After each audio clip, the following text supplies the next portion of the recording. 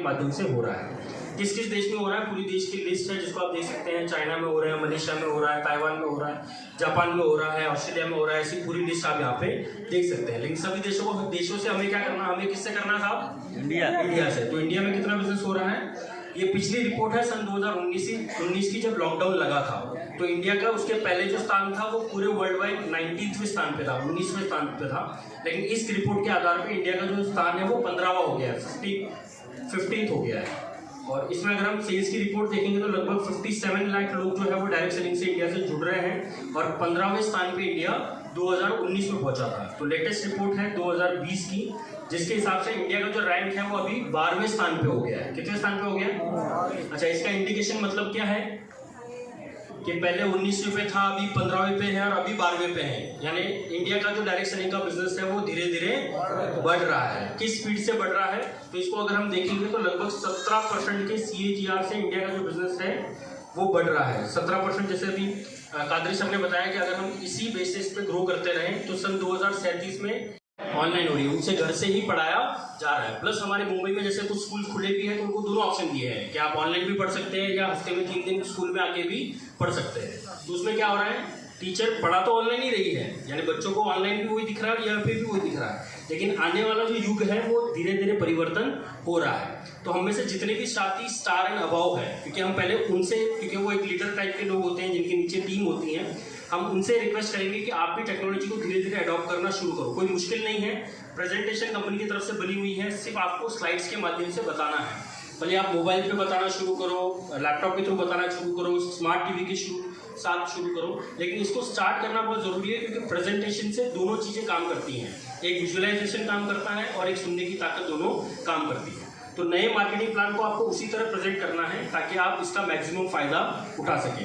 Plus अगर हम देखें तो बहुत सारे जगह पे डेली जूम प्लान शो होना शुरू हो गए हैं, जहाँ पे आप अपनी टीम की लिस्ट बना सकते हैं, कौन कौन लोग कहाँ अटेंड कर रहे हैं, डिस्प्ले वॉल है तो वहाँ पे प्लानिंग आप शुरू कर सकते हैं। लेकिन इसी मार्केटिंग प्लान को आपको बताना बहुत ज़रूरी है। तो अगर हम बात करें RCMP मार्केटिंग प्लान की, तो change is the rule of the nature, one who keeps on changing himself with the time move forward. यानी जो इंसान अपने आप को रेगुलर बदलाव करता रहता है या बदलाव को अडॉप्ट करता रहता है, क्योंकि बदलाव ही जो है वो कांस्टेंट है, यानी बदलाव होना ही होना है। होगा कि नहीं होगा?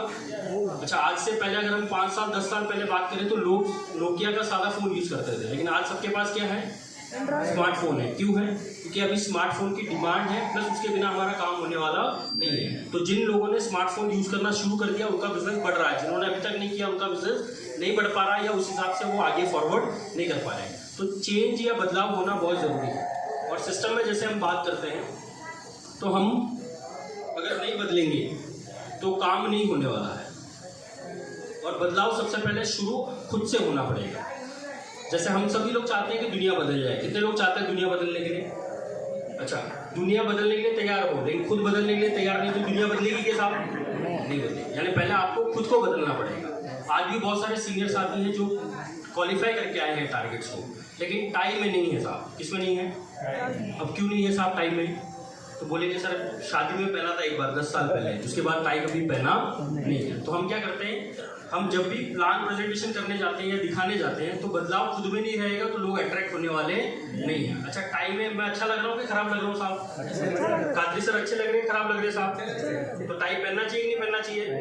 अच्छा, हम अच्छे लग रहे हैं तो आप ज़्यादा अच्छे लगोगे साहब, लगोगे कि नहीं लगोगे? पहनना चाहिए कि नहीं पहनना चाहिए? ये होता क्या है कि हम अपने दिमाग से परेशान हैं कि जैसे टाई पहन के बाहर निकलेंगे तो लोग आपको उंगली करेंगे या आपको चिढ़ाएंगे या आपको टांग खींचेंगे कि आज कहाँ टाई पहन के जा रहा है। करेंगे कि नहीं करेंगे? इससे करते हैं। लेकिन यही अगर हम एग्जांपल लें और टाई पहन के लोगों से मिलना शुरू करें तो आपका अलग इंप्रेशन पड़ता है। बहुत बड़े सेल्स के गुरु ने कहा है कि सामने वाला इंसान जो है ना वो 20 सेकंड में डिसाइड करता है कि आपसे वो सामान लेगा या आपको सुनेगा या नहीं सुनेगा। लेकिन अगर हमारा ड्रेस कोड ही नहीं है तो हमें कोई सुनने वाला नहीं है। जैसे एग्जांपल लें तो एक वॉचमैन का ड्रेस कोड होता है कि नहीं होता साहब? पुलिस वाले का ड्रेस कोड होता है कि नहीं होता?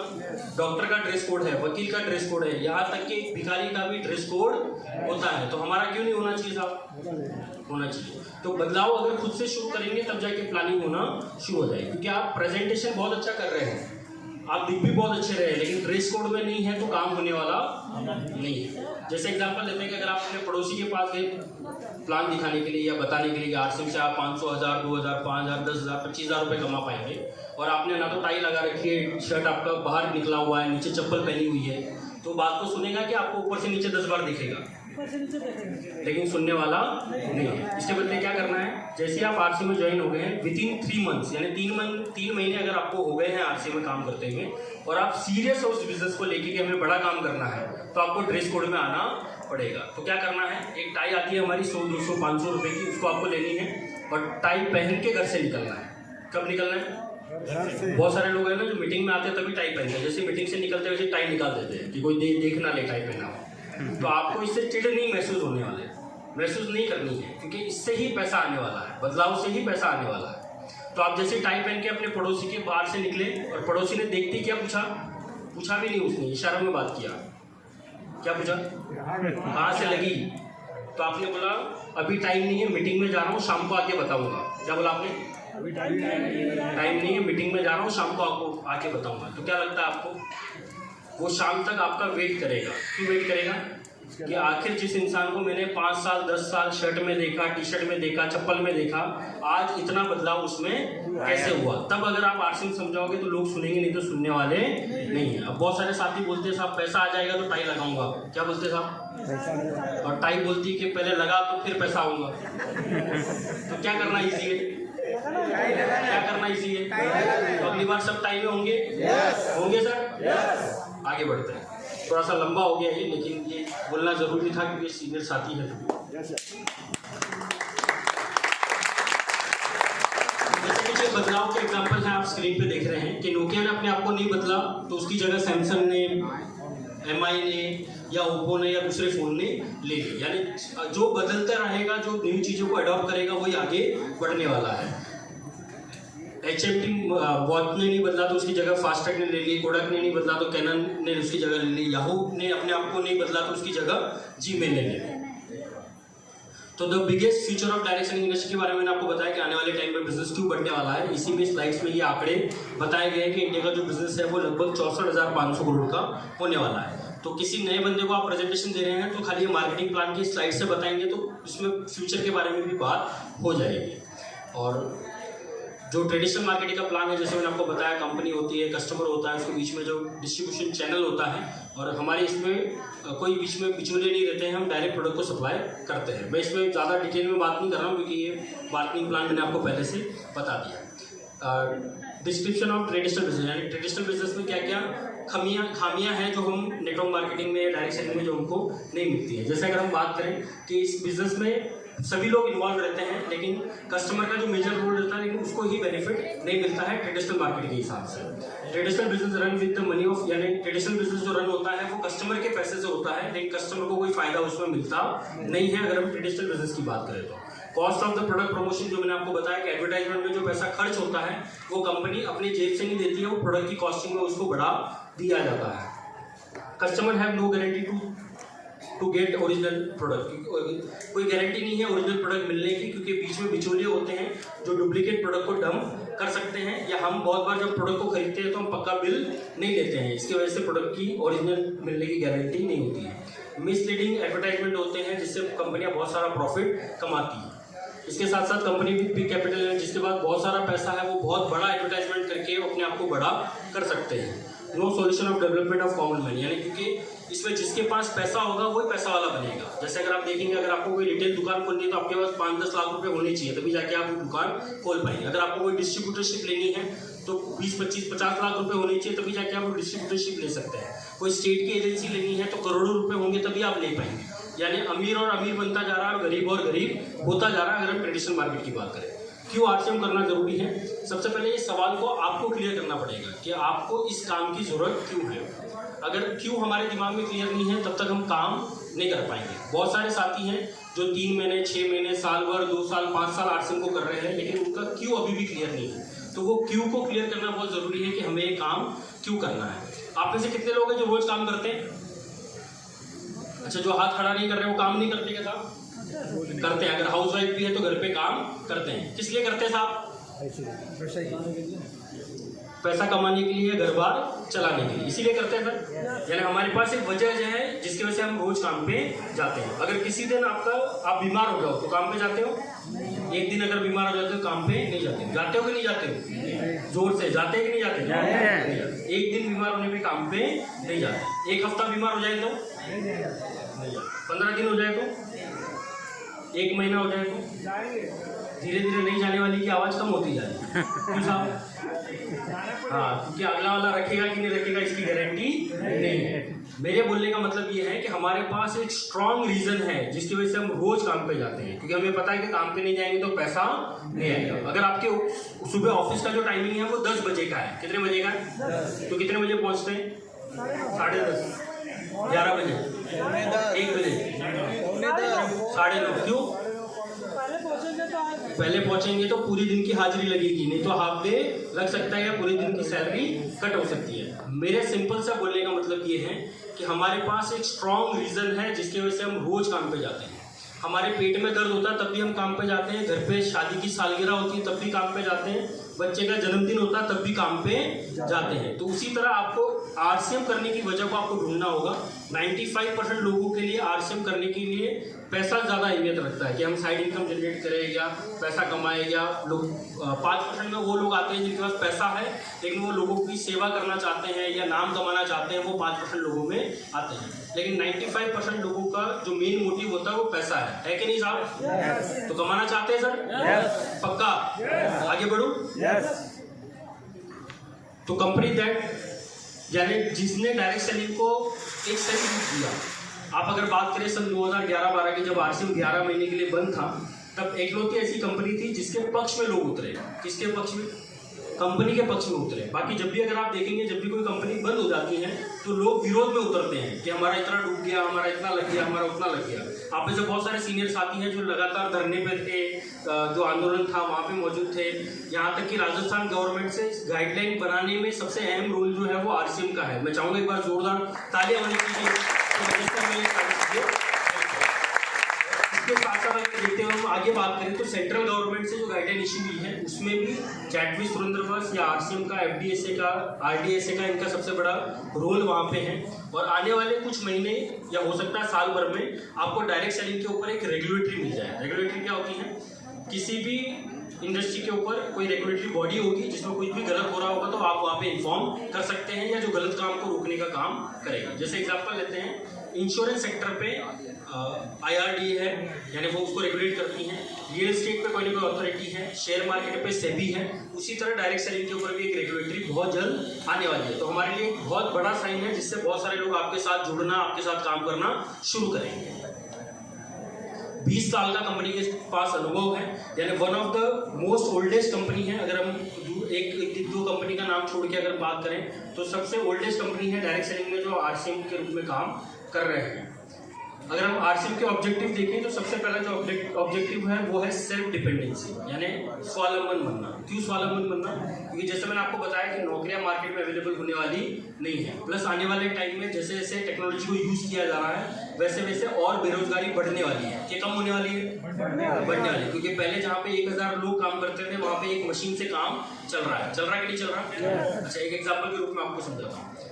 जैसे मैंने पिछले 5 साल से, कितने साल से? 5 साल से मैंने ना तो रेल का टिकट, ना प्लेन का टिकट, ना किसी का भी टिकट, बस का टिकट मैंने टिकट काउंटर पर जाके नहीं निकाला। मैंने कहाँ पे निकाला साहब? मोबाइल से ऑनलाइन निकाला। बहुत सारे साथी जिनको ऑनलाइन निकालना नहीं आते वो अभी भी टिकट काउंटर पर जाते हैं, टिकट निकालते साहब। अच्छा, दोनों ऑप्शन आपके पास है। मोबाइल से निकालने का ऑप्शन है, सेकंड आपके पास है कि टिकट काउंटर पर जाओ, छुट्टे लगो, लाइन में लगो, फिर आपको टिकट मिलेगा, फिर आप 1-2 घंटा वेस्ट करो, फिर आपको टिकट मिलेगा। तो कौन सा रास्ता अपनाएंगे? ऑनलाइन वाला। अच्छा, ऑनलाइन वाला सिर्फ आप ही अपनाओगे कि पूरे नांदेड़ वाले अपनाएंगे? अच्छा, खाली नांदेड़ वाले अपनाएंगे कि पूरा हिंदुस्तान अपनाएगा, पूरा इंडिया अपनाएगा? पूरा इंडिया अपनाएगा। तो पूरा इंडिया जब इस टेक्नोलॉजी को यूज करेगा तो जो टिकट के काउंटर के अंदर जो आदमी बैठा है वो रहेगा कि गायब हो जाएगा? क्या हो जाएगा? इसका मतलब क्या था कि वो बेरोजगार हो जाएगा। तो जो स्पीड से टेक्नोलॉजी बढ़ रही है वो स्पीड से बेरोजगारी आने वाली है। तो आपको ये समझना होगा कि आप जिस काम को कर रहे हैं, क्या वो काम एक रोबोट, एक मशीन ले सकती है कि नहीं ले सकती? अगर वो ले सकती है तो उसमें भी समय है, ऐसा नहीं कि आज के आज ही आपकी नौकरी चली जाएगी, लेकिन तब तक हम इस सिस्टम की इंपॉर्टेंस समझ के इसको हम बेटर कर सकते हैं, अपनी टीम को तैयार कर सकते हैं। करेंगे सर? एक और एग्जाम्पल दूँ, दूँ के आगे बढ़ूँ, दे दूँ पक्का? चलो एक एग्जाम्पल और है, जैसे हमने बहुत सारे विकसित देशों में देखा है कि अभी ऐसी कारों पे ट्रायल हो चुका है जिसमें ड्राइवर ही नहीं है, यानी आदमी को भूख लग सकती है, नींद आ सकती है, टाइम लग सकता है, लेकिन रोबोट को या मशीन को नींद आने वाली नहीं है। आपके पास दो ऑप्शन है, एक कार है जिसमें ड्राइवर है जो कहीं पे भी गाड़ी ठोक सकता है, लेट कर सकता है, भूख लग सकता है, थक सकता है, और दूसरी ऑटोमेटिक कार है जिसमें ड्राइवर ही नहीं है। तो किसमें जाना पसंद करोगे? ऑटोमेटिक। पक्का ऑटोमेटिक में, या ड्राइवर के साथ? किसमें जाना पसंद करोगे? जोर से किसमें जाना पसंद करोगे? ऑटोमेटिक। तो ड्राइवर की नौकरी का क्या होगा साहब? रहेगा कि गायब हो जाएगा? गायब हो जाएगा। अब आप सोच रहे होंगे कि बहुत सारे लोग ये सोच रहे हैं कि खाली छोटी मोटी नौकरियां जाने वाली है, लेकिन मैं आपको थोड़ी सी हाई प्रोफेशनल नौकरी के बारे में बता दूं कि आजकल एक फिजिशियन को, यानी एक डॉक्टर की डिग्री लेने के लिए या एमबीबीएस होने के लिए 50 लाख से 5 करोड़ रुपए तक लोग पैसा खर्च करते हैं पढ़ाई लिखाई में। करते हैं कि नहीं करते साहब? तो अगर आप नॉर्मल फिजिशियन की अगर आप जॉब देखो तो वो क्या करते हैं, हम जैसे डॉक्टर के पास जाते हैं, हम बोलते हैं सर पेट में दुख रहा है, क्या बोला?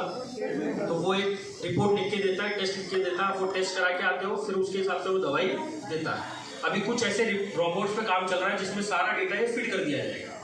आप मशीन के सामने बैठोगे और बोलोगे सर में दुख रहा है, क्या बोला? तो मशीन से एक चिट्ठी निकलेगा कि ये टेस्ट करा के आओ, फिर आप वो टेस्ट करा के आओगे, फिर रिपोर्ट दिखाओगे मशीन को, वो सारी रिपोर्ट्स को मशीन स्कैन करेगा और एक चिट्ठी और निकालेगा। क्या निकालेगा? ये सुबह लेना है, ये दोपहर में लेना है और ये शाम को लेना है। फिर डॉक्टर्स का क्या होगा साहब? क्या होगा? नौकरी चली। तो वो नौकरियां रहने वाली हैं जो स्पेशलिस्ट होगी, जो कोई रोबोट नहीं कर सकता है, जिसमें आदमी की जरूरत ही पड़ेगी। जैसे अगर हम अपने कामकाज को देखें तो खाना तो इंसान को पड़ेगा कि रोबोट खाएगा तो चलेगा? कपड़े इंसान को पहनने पड़ेंगे कि रोबोट पहनेगा तो चलेगा? नाना साफ सफाई हमको करनी पड़ेगी कि रोबोट करेगा तो चलेगा? खुद का काम खुद को करना पड़ेगा। तो ये ऐसा काम है जो आने वाले टाइम में और बढ़ने वाला है। एक बार जोरदार तालियां होनी चाहिए। मेन ऑब्जेक्टिव है, सेकंड है बिल्ड अ न्यू इंडिया। जैसे कंपनी जो है वो बेसिकली बहुत सारे एथिक्स पे काम कर रहे हैं। मार्केट में बहुत सारे फ्रॉड्स होते हैं, बहुत सारे पॉलिटिक्स लेवल पे बहुत सारी चीज़ें होती हैं, या रिलीजन बेस पे बहुत सारी चीज़ें होती हैं। तो कंपनी ये चाह रही है कि हम एक नया इंडिया बनाएं जिसमें सारी चीज़ें, जो बोलते हैं ना कि इंडिया पहले सोने की चिड़िया हुआ करती थी, अगर हम आरसीएम को ठीक से करेंगे तो हम वापस वो रूप को देख पाएंगे। हेल्थ केयर के ऊपर ज़्यादा फोकस है क्योंकि कंपनी ऐसे प्रोडक्ट्स के ऊपर काम कर रही है जो हेल्थ को नुकसान ना करें या हेल्थ को सपोर्ट करें, ताकि आपको और भी बीमारी से बचा सके। तो 3 बड़े ऑब्जेक्टिव हैं। उसके साथ साथ की फैक्टर्स क्या रहते हैं कंपनी में कि हम सारे जो प्रोडक्ट जो कंपनी बनाती है वो डेली यूजेबल वाले प्रोडक्ट होने चाहिए, जो रोज़मर्रा के काम में आए। उसके साथ साथ हाई क्वालिटी वाले होने चाहिए, हेल्थ सपोर्टिव होने चाहिए, और सबसे मेन जो इंपॉर्टेंट है वो है रीजनेबल प्राइस पे होने चाहिए। बहुत सारी कंपनियों में बहुत सारे प्रोडक्ट कंपनी लेके आ जाती है लेकिन वो रीजनेबल नहीं होते हैं, क्वालिटी अप टू मार्क नहीं होते हैं, प्लस सबसे बड़ा मुद्दा ये है कि वो यूजेबल नहीं होते हैं। यानी कोई प्रोडक्ट लॉन्च हुआ तो वो साल में, 2 साल में, 5 साल में आपको यूज होता है, लेकिन आरसीएम के पास ऐसे प्रोडक्ट हैं जो रोजमर्रा के यूज वाले हैं, जो रोज खत्म होने वाले हैं, रोज आपको उसको यूज करना है। ये कंपनी के बहुत सारे मैन्युफैक्चरिंग यूनिट्स हैं जो भिलवाड़ा में है, रुड़की में है, उत्तराखंड में है, गुवाहाटी में है। यहाँ पे सब जगह पे कंपनी के खुद के मैन्युफैक्चरिंग यूनिट है। अभी अगर हम प्रोडक्ट की बात करें तो हमारे पास लगभग 500 से ज़्यादा प्रोडक्ट है, जिसमें से 60 to 70% जो प्रोडक्ट है वो कंपनी खुद बनाती है। जैसे आटा हम खुद बनाते हैं, नमकीन हम खुद बनाते हैं, पेस्ट हम खुद बनाते हैं, हल्दी, मिर्ची, धनिया हम खुद वहाँ पे पीसते हैं। ऐसे बहुत सारे जो प्रोडक्ट हैं वो कंपनी के खुद के ओन मैन्युफैक्चरिंग है। तो बहुत बड़ा मैन्युफैक्चरिंग यूनिट का प्लान कंपनी का है। इसके साथ साथ अलग अलग क्वालिटी टेक्निक्स टीम है हमारे पास जो क्वालिटी कंट्रोल पे ध्यान देती है। बहुत सारे जो प्रोडक्ट है वो कंपनी जॉब वर्क से भी बना के लेती है, जो बड़े बड़े ब्रांड्स हैं उनके पास। अगर हम डिस्ट्रीब्यूटर सिस्टम की बात करें तो कंपनी के पास एट प्रेजेंट लगभग 200 डिपो है। अभी इसमें ये पुरानी स्लाइड है, लगभग 200 डिपो है, जिसमें से 60 to 70% जो डिपो है वो कंपनी के खुद के हैं, ओन परचेज किए हुए हैं। तो हमारे लिए बहुत बड़ी बात है कि कंपनी का बहुत सारा पैसा लगा हुआ है। मार्केट में 2 टाइप के बिजनेसमैन होते हैं। सबसे पहला बिजनेसमैन वो है जो खुद के पैसे से व्यापार करता है, यानी खुद पैसा लगाता है, खुद दुकान करता है, खुद प्रोडक्ट लाता है, खुद सेलिंग करना शुरू करता है। दूसरे समझदार बिजनेसमैन वो हैं जो दूसरे के पैसे से काम करते हैं। किसके पैसे से साहब? 4 सिम में आपका कितना लाख रुपए लगा है? कुछ नहीं। कितना लगा है साहब? कितना लगा है? अच्छा, काम करना चाहिए कि नहीं करना चाहिए? अच्छा, हम कर तो ऐसे रहे जैसे हमारा लगा हो। तो अपना नहीं लगा तो हमें और ज्यादा बेनिफिट है, क्योंकि हमारा कोई नुकसान होने वाला नहीं है, क्योंकि हम सिर्फ प्रॉफिट में हिस्सेदार हैं। यानी कंपनी आपको 45% की पार्टनरशिप देती है प्रॉफिट के हिस्से की। कंपनी को अगर कोई नुकसान होता है तो कोई नुकसान में भागीदारी है क्या साहब? नहीं है। यानी हम पूरे प्लस पॉइंट पे हैं, बहुत सारे फायदे में हमें, तो हमें बहुत बड़ा काम करना चाहिए। तो अगर हम डिलीवरी सेंटर की बात करें तो लगभग 10,000 से ज़्यादा पिकअप सेंटर वंडरवर्ल्ड या वंडरवर्ल्ड क्विक है। 1.5 लाख से ज़्यादा डिस्प्ले वॉल है। अगर हम सिर्फ पिकअप सेंटर की बात करें तो पूरे वर्ल्ड में किसी भी डायरेक्ट सेलिंग कंपनी की एक देश में इतना बड़ा डिलीवरी सेंटर का नेटवर्क किसी कंपनी का नहीं है। अगर आप पूरी दुनिया में आपके में देखें,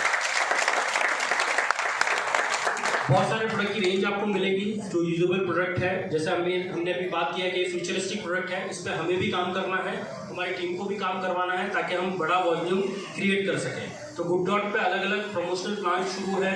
कुछ ऑफर जो है वो इस महीने खत्म होने वाले हैं। आप अपने सीनियर अप्लायंसेस से बात करके उस ऑफर में पार्टिसिपेट कर सकते हैं। न्यूट्रीचार्ज के बहुत सारे ऑफर्स हैं जो इस महीने खत्म होने वाले हैं। जो मुंबई का प्रोग्राम है उसको लेके जो लोग लगातार 5-5 हज़ार ड्यूटी कर रहे हैं उनको 5,000 का फ्री प्रोडक्ट भी मिलेगा, ट्रेनिंग भी मिलेगी। इसके साथ साथ अगर आप 2,500 हज़ार भी करते हैं तो एक स्पेशल डिजिटल ट्रेनिंग है जिसमें डॉक्टर स्नेह देसाई सर है, उज्ज्वल पाटनी सर है, संतोष नायर सर है, उनकी ऑनलाइन ट्रेनिंग भी आप अटेंड कर सकते हैं। ये सारे फ्यूचरिस्टिक प्रोडक्ट हैं जिसके ऊपर हमें बड़ा काम करना है, हमें भी और हमारी टीम को भी करवाना है। इसीलिए वेंडर्स की तरफ से बहुत छोटे छोटे टारगेट दिए हुए हैं। जैसे गुड डॉट की तरफ से 250 बीवी का टारगेट है, न्यूट्रीचार्ज की तरफ से 500 बीवी का टारगेट है, ताकि आप मैक्सिमम टीम को उन टारगेट्स में कवर कर सके। इसके लिए वो टारगेट दिए हुए हैं। कीसोल के ऊपर अलग से टारगेट है कि अगर आप कीसोल की इस महीने अगर 1500 बीवी के प्रोडक्ट लेते हैं तो 15% आपको एक्स्ट्रा बीवी मिलेगी। कितने परसेंट? और कुछ ऐसे प्रोडक्ट है कीसोल के जिसके ऊपर 100% बीवी है। कितना परसेंट है? जैसे हमारा जो मेकअप रिमूवर वाइप पर किया जा सकता है, कैसे इसमें बड़ा काम करना है। इसके साथ साथ हमारे पास फूड प्रोडक्ट है जिसमें बहुत सारी रेंज आपको मिल जाएगी। पर्सनल केयर के प्रोडक्ट्स हैं, होम केयर के प्रोडक्ट्स हैं, रेडीमेड गारमेंट्स हैं, इनरवेयर्स हैं, फुटवेयर है, ट्रैवलिंग बैग्स है, स्टेशनरी है, प्लास्टिक एंड किचन वेयर्स है, टेक्सटाइल है, और ये सारे वंडरवर्ल्ड्स पे आपको यहाँ पे मिलेंगे। और हमारे लिए एक लकी बात है कि आज हमारे पास यहाँ पे वंडरवर्ल्ड मौजूद है। तो जैसे कादरी सर ने बताया कि आप यहाँ पे वंडरवर्ल्ड पे विजिट करें, और जो चीज़ें आपके पास वहाँ पे अवेलेबल नहीं है, जैसे अगर हम मुंबई की बात करें तो मुंबई में एनर्जी ड्रिंक नहीं है, लेकिन नांदेड़ में है कि नहीं है? मिला, तो आप थोड़ा बहुत लेके जा सकते हैं ताकि जिन लोगों को एनर्जी ड्रिंक की जरूरत है वो ले सकते हैं। मेरे ख्याल से और भी बाकी डिपोज पे वहाँ पे अवेलेबल नहीं है। बेनिफिट ऑफ आरसीएम का क्या है? सबसे पहला जो बेनिफिट है वो आपको यहाँ पे क्लीन, प्योर और वेजिटेरियन प्रोडक्ट मिलेंगे, क्योंकि हमारे यहाँ पे सारे जो प्रोडक्ट होते हैं वो बिलिंग के साथ मिलते हैं, तो कोई भी डुप्लीकेट प्रोडक्ट आने की चांसेस नहीं है। बेस्ट क्वालिटी ऑफ प्रोडक्ट मिलेंगे, रिजनेबल प्राइस पे आपको मिलेंगे, क्योंकि कंपनी ने पूरा मार्केट सर्वे किया हुआ है। जो एक आम आदमी अफोर्ड कर सकते हैं वो लेवल के प्रोडक्ट आपको यहाँ पे मिलेंगे। इसके साथ साथ आपको अर्निंग मिलती है, फाइनेंशियली फ्री आप हो सकते हैं, और प्रोडक्ट की परचेजिंग पे कुछ ना कुछ बचत आपकी हर टाइम पे होती रहेगी। गेट ओरिजिनल बिल मैंने आपको बता दिया। एक्स्ट्रा इनकम आप जनरेट कर सकते हैं, सेविंग आप बचा सकते हैं अगर आप प्रोडक्ट को परचेजिंग कर रहे हैं, और टीम को अगर बनाएंगे तो आप बड़ी अपॉर्चुनिटी में बड़ा काम भी कर पाएंगे। ये आरसीएम वर्ल्ड है जो कैंपस के रूप में अभी बन रहा है। मेरे ख्याल से बहुत सारे साथी हैं जिन्होंने आरसीएम वर्ल्ड नहीं देखा है, तो हम अभी फरवरी में तैयारी कर रहे हैं, 3-4 फरवरी की जो एकेडमी प्रोग्राम होने वाला है हमारी लेवल के हेड पे। तो आप सभी उसमें पार्टिसिपेट जरूर करें, क्योंकि आरसीएम वर्ल्ड देखने के बाद आप में जो एनर्जी है उसका लेवल बढ़ जाता है, प्लस हमारा कॉन्फिडेंस बढ़ जाता है कि जब कंपनी ने इतना सारा पैसा लगा रखा है, इतना बड़ा इन्वेस्टमेंट कर रखा है, तो हमें उससे ज़्यादा ताकत से काम करने की जरूरत है, तब हम बड़ा काम भी कर पाएंगे। तो आरसीएम वर्ल्ड पूरा न्यू तैयार हो रहा है, बहुत सारे फाउंटेन, बहुत सारी चीज़ें वहाँ पे लगाई गई है। आरसीएम बिजनेस है ग्रेट अपॉर्चुनिटी क्यों है? क्योंकि यहाँ पे अनलिमिटेड अपॉर्चुनिटी है, क्योंकि देश की जनसंख्या बहुत ज़्यादा है, आने वाले टाइम में बेरोजगारी बढ़ने वाली है। लॉकडाउन की वजह से बहुत सारे लोगों की नौकरियां पहले से गई हुई है, इसी वजह से आपने देखा है डायरेक्ट सेलिंग का जो बिजनेस है इंडिया में बढ़ रहा है, तो बहुत बड़ी अपॉर्चुनिटी हमारे पास से है। ज्वाइनिंग फीस हम नहीं लेते क्योंकि हमारे यहाँ पे रजिस्ट्रेशन फ्री है। एक्टिवेशन के लिए आपको 2000 का प्रोडक्ट लेना होता है। नो मेजर इन्वेस्टमेंट, कोई बड़ा इन्वेस्टमेंट आपको नहीं करना है। मार्केट के बिजनेस अगर हम करने जाते हैं तो हमें कुछ ना कुछ इन्वेस्टमेंट करना होता है, कुछ पैसा लगाना होता है, तब जाके हम काम कर पाते हैं। सपोर्ट ऑफ नेटवर्क मिलता है, क्योंकि हमारी टीम एज इट इज काम करती है, जिसमें जब तक आप अपने नेक्स्ट लेवल पे नहीं जाएंगे तब तक हम अपने नेक्स्ट लेवल पे नहीं जा सकते हैं। तो आपकी जो लाइन ऑफ स्पॉन्सरिंग रहती है वो सभी लोग आपको सपोर्ट करते हैं आगे बढ़ने के लिए, काम करने के लिए। इसके साथ साथ कोई रिस्क नहीं है, क्योंकि आपका कोई पैसा इसमें लगा हुआ नहीं है, कोई ऑफिस की रिक्वायरमेंट नहीं है, आपके पास जो चीज़ें अवेलेबल है उससे आप इसमें काम कर सकते हैं। इसके साथ साथ कोई स्टाफ आपको रखने की ज़रूरत नहीं है, आप खुद अपनी टीम को बना के इस पर काम कर सकते हैं। कोई एजुकेशन सर्टिफिकेट की रिक्वायरमेंट अभी नहीं है, लेकिन धीरे धीरे जैसे रेगुलेटरी बैठेगी, कानून आएगा, उसके बाद हो सकता है कि बेसिक रिक्वायरमेंट शायद एसएससी की हो, एचएससी की हो, जो भी हो। अभी फिलहाल नहीं है तो हम इसका बड़ा फ़ायदा उठा सकते हैं। जो लोग एजुकेटेड नहीं है या जो लोग की पढ़ाई पूरी नहीं है वो भी सिस्टम को कर सकते हैं। कोई शॉप की ज़रूरत नहीं है, many women, Elder student, anybody can do, यानी घर से कोई भी काम करने वाला आदमी इसको एक्स्ट्रा स्पेयर टाइम में इस काम को कर सकता है। ओनली प्रॉफिट में पार्टनरशिप आपको मिलती है, freedom to the business in whole country, यानी पूरे इंडिया में करने का बिजनेस का मौका आपको मिलता है। ऐसा नहीं कि आपने ज्वाइनिंग अगर नांदेड़ से लिया तो सिर्फ नांदेड़ में करना है, आप पूरे ऑल ओवर इंडिया में कहीं पे भी आपकी टीम है या कहीं पे भी आपके लोग हैं तो वहाँ पे आप काम कर सकते हैं। फ्री टाइम यूटिलाइजेशन है, यानी जो आपके पास टाइम वेस्ट जा रहा है, जो हम कहीं ना कहीं पे वेस्ट कर रहे हैं पर टीवी देखने में, मूवी देखने में या इधर उधर की बातें करने में, उसको आप इसमें यूटिलाइज कर सकते हैं। नए लोगों के साथ मिल सकते हैं, पर्सनली डेवलपमेंट होती है। बहुत सारे लोगों को हिचकिचाहट होती है लोगों से मिलने में, बात करने में या बोलने में, तो आप यहाँ सिस्टम में लगने के बाद आपको ये सारी चीज़ें ऑटोमेटिकली आना शुरू हो जाती हैं। इसके साथ साथ एक स्टेबल बिजनेस मिलता है आपके आने वाले जनरेशन को लेके, क्योंकि अभी मार्केट में कौन सा बिजनेस स्टेबल रहेगा नहीं रहेगा इसकी कोई गारंटी नहीं है, क्योंकि कोरोना लॉकडाउन की वजह से बहुत सारे बिजनेसेस हैं जिसमें बदलाव हुआ है। लेकिन ये बिजनेस स्टेबल रहेगा क्योंकि हमारे पास जो प्रोडक्ट है वो डेली यूजेबल प्रोडक्ट है। तो कैलकुलेशन ऑफ सेल्स इंसेंटिव कैसे होता है? सबसे पहले परफॉर्मेंस बोनस है जो 32% तक मिलता है, उसके बाद 8% रॉयल्टी है और 5% टेक्निकल बोनस है। हम ज़्यादा डिटेल में इस कैलकुलेशन पार्ट में नहीं जाएंगे, लेकिन फिर भी आपको जब मार्केटिंग प्लान बताते हो तो कैलकुलेशन पार्ट बताना इसलिए ज़रूरी है कि सामने वाला कैलकुलेशन को समझ सके कि पैसा कहाँ से आ रहा है। मैं भी नहीं बता रहा हूँ, टाइम की कमी होने की वजह से। तो ये स्लैब्स है, इसके स्लैब्स के हिसाब से आपको परफॉर्मेंस बोनस मिलता है। ये रॉयल्टी इनकम है। अगर हम रॉयल्टी इनकम की बात करें तो अब तक सिर्फ 3 ही लोग हैं या 3% लोग हैं जिनको रॉयल्टी मिलती है। सबसे पहले जो गायक हैं जिन्होंने गाना गाया, उनकी जब भी सीडी कैसेट या वो गाना जब भी सुना जाएगा तो उनको या उनके परिवार को रॉयल्टी मिलती है।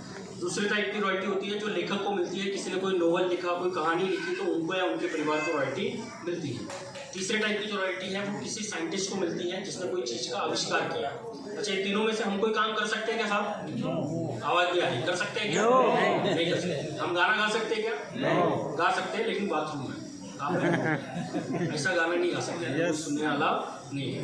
कोई चीज़ या कोई नोवेल या कोई कहानी लिख सकते हैं क्या? नहीं, हम खुद का लिखा हुआ खुद पढ़ नहीं सकते हैं, तो कहानी और नोवेल कहाँ से लिखेंगे? किसी चीज़ का आविष्कार कर सकते हैं क्या साहब? हमारा इस जीवन में आविष्कार क्यों हुआ है वो हमें पता नहीं है, तो कोई चीज़ का आविष्कार कैसे करेंगे? लेकिन आरसीएम आपको एक मौका देता है कि अगर आप अपने बिजनेस को मेरी लेग में 3.5 लाख और प्रमोशन लेग में 1,15,000 मेंटेन करो तो फर्स्ट पिन आती है गोल्ड की, उसके बाद स्टार गोल्ड की, प्लेटिनियम की, फिर स्टार प्लेटिनियम। ऐसी 4 टाइप की रॉयल्टी इनकम आपको मिलती है सिस्टम से। फिर टेक्निकल बोनस शुरू होता है 1% से 5% तक, जिसमें pearl, star pearl, emerald, star emerald, ruby, star ruby, sapphire, star sapphire, diamond और स्टार डायमंड, ये सारे लेवल तक आपको टेक्निकल बोनस मिलता है। ये कैलकुलेशन पार्ट है, डिफरेंस कैलकुलेशन होता है। और आरसीएम का जो प्लान है वो ट्रांसपेरेंट प्लान है। क्या है? बहुत सारी अदर एमएलएम कंपनीज आपको बताती है हमारे टाइम में, हमारे कंपनी में 4 टाइप की इनकम है, 5 टाइप की इनकम है, 8 टाइप की इनकम है, लेकिन कोई भी उसका कैलकुलेशन निकाल नहीं सकता है कि आपकी इनकम कितनी आने वाली है। लेकिन आरसीएम का ट्रांसपेरेंट प्लान है कि आप अपने 8वीं क्लास के बच्चे को, जिसको माइनस प्लस सब्ट्रैक्शन वगैरह आता है, वो भी आपका पे आउट निकाल के बता सकता है कि आपका अगले महीने का पे आउट कितना आने वाला है। तो यहाँ पे ट्रांसपेरेंट इनकम आपको मिलती है जहाँ पे आपको सारा बेनिफिट दिया जाता है। 3 टाइप की इनकम है, by using the product, by selling the product और बाय नेटवर्किंग। यानी आप प्रोडक्ट को यूज़ करके पैसा कमा सकते हैं या पैसा सेव कर सकते हैं, सेलिंग करके सेव कर सकते हैं, प्रोडक्ट को बेच के आप कमा सकते हैं, या अपनी टीम को या नेटवर्क को बिल्ड करके आप पैसा कमा सकते हैं। क्लियर है सर? चल, आरसीएम का जो मार्केटिंग प्लान का जो प्रोफेशनल प्रेजेंटेशन है वो पहले स्लाइड देखिए वापस। इनका क्या काम है? कौन दिख रहा है साहब? ये कौन है? Taxi driver. टैक्सी ड्राइवर का क्या काम है? क्या काम है? गाड़ी चलाना। क्लियर है? या और कुछ काम है? गाड़ी चलाना का। दूसरा फोटो देखते हैं, ये कौन है साहब? सफाई कर्मचारी। इनका क्या काम है? सफाई करना। ड्राइवर का काम है गाड़ी चलाना, सफाई करने वाले का काम है सफाई करना।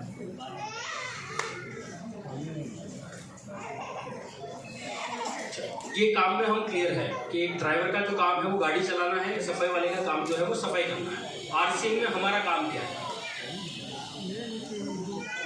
आरसीएम में हमारा काम क्या है? सवाल है मेरा आपसे। परचेज करना है।